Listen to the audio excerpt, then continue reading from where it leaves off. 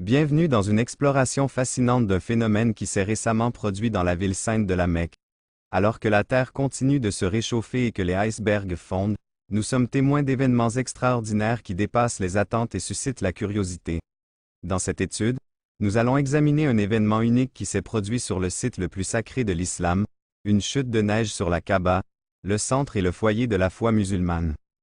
En analysant cet événement, nous ne pouvons pas ignorer les liens et les implications possibles qu'il pourrait avoir par rapport aux anciennes prophéties et aux idées sur la fin des temps. En approfondissant cette étude, nous sommes obligés de prendre en compte les perspectives passionnantes de ce que cela pourrait signifier dans un contexte plus large, y compris les références bibliques à l'apparition de l'Antéchrist et du prophète. Préparez-vous à une étude qui remettra en question les conventions de pensée. Nous connaissons les croyances et les événements qui façonnent notre monde.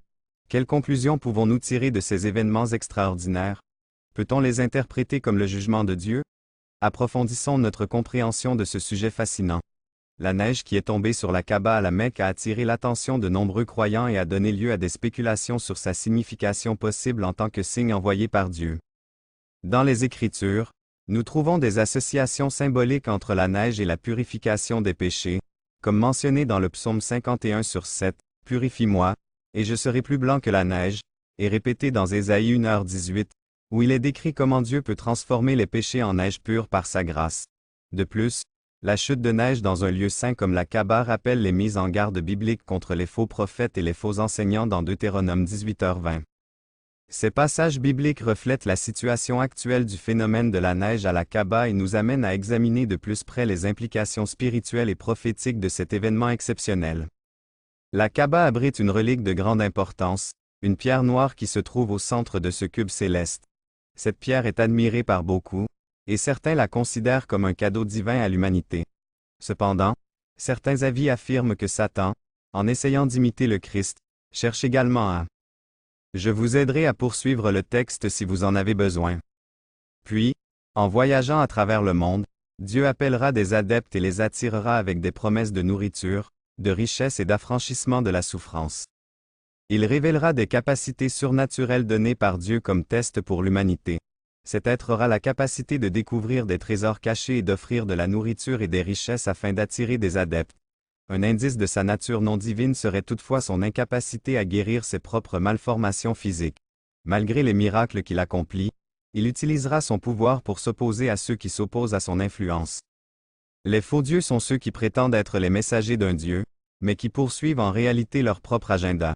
Jésus a conseillé à ses disciples d'être vigilants face à de telles tromperies. Il ne s'est pas contenté de les mettre en garde contre les dangers que représentent ces imposteurs, il leur a également enseigné comment les reconnaître. Les faux dieux représentent un grand danger, car ils peuvent induire les gens en erreur. Lorsque Jésus rencontrait des personnes perdues ou confuses, il faisait toujours preuve de compassion et les traitait avec amour et patience. Cette approche s'oppose à celle des faux dieux, qui manipulent et trompent pour atteindre leurs propres objectifs. Lorsque Jésus était confronté à des hypocrites religieux et à des faux enseignants, il faisait preuve d'une juste indignation et d'un courage inébranlable. Dieu nous avertit de la présence de l'Antéchrist en guise d'avertissement. Il est extrêmement important que nous restions vigilants et que nous ne nous laissions pas tromper par de faux signes et des temples trompeurs.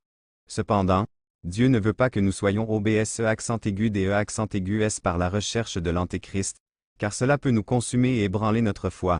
Au lieu de cela, nous devrions tourner notre attention vers Dieu et permettre à sa lumière d'éclairer nos chemins. Actuellement, quelque chose empêche l'Antéchrist de prendre le pouvoir. Mais avec le temps, cet obstacle sera levé, ce qui lui permettra de prendre le pouvoir. Dieu interviendra toutefois en détruisant l'Antéchrist et le journal officiel, qui symbolise le châtiment de ceux qui ont refusé le sacrifice expiatoire du Christ. C'est pourquoi nous devons croire fermement au plan divin. Dieu préparera le chemin pour son retour. Notre tâche est d'être attentifs aux signes de Dieu, de prier assidûment et de préparer nos cœurs à recevoir son apparition. Les faux dieux parmi le peuple d'Israël étaient un problème constant. Israël était guidé par la voix de Dieu, qui l'instruisait par la loi, prenait soin de lui par la prêtrise et le corrigeait et le guidait par les prophètes. Cependant, de faux dieux sont apparus et ont profité de cette structure en offrant aux dirigeants et aux rois leur prétendu service religieux. Ils prétendaient parler au nom de Dieu, mais poursuivaient en réalité leurs propres intérêts et détournaient souvent les gens de la voie de Dieu. Les Écritures anciennes regorgent d'avertissements contre ces tromperies. Les pratiquants mettent en garde contre les dangers que représentent les faux dieux. Parmi les péchés de ces imposteurs, on trouve une série d'impostures. Premièrement, la pratique du lavage de cerveau.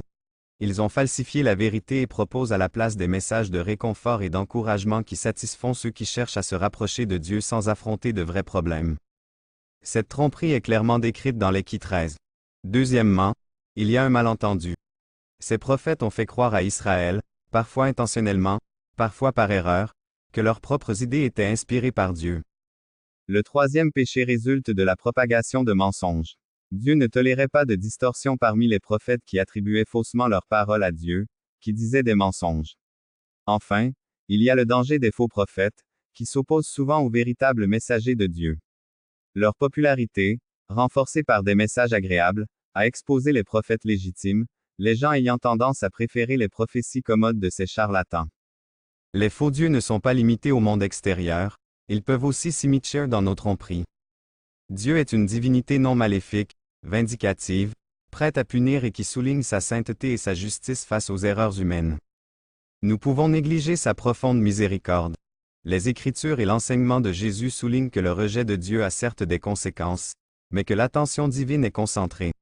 Dieu ne veut pas que quoi que ce soit détruit. Son approche de sa création est imprégnée d'amour et de grâce, et non de haine ou de méchanceté.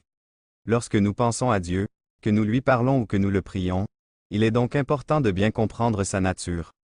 Outre l'amour et le pardon, il est donc essentiel de développer une attitude permanente de gratitude et d'adoration, qui constitue une base essentielle pour se préparer à la venue du Christ.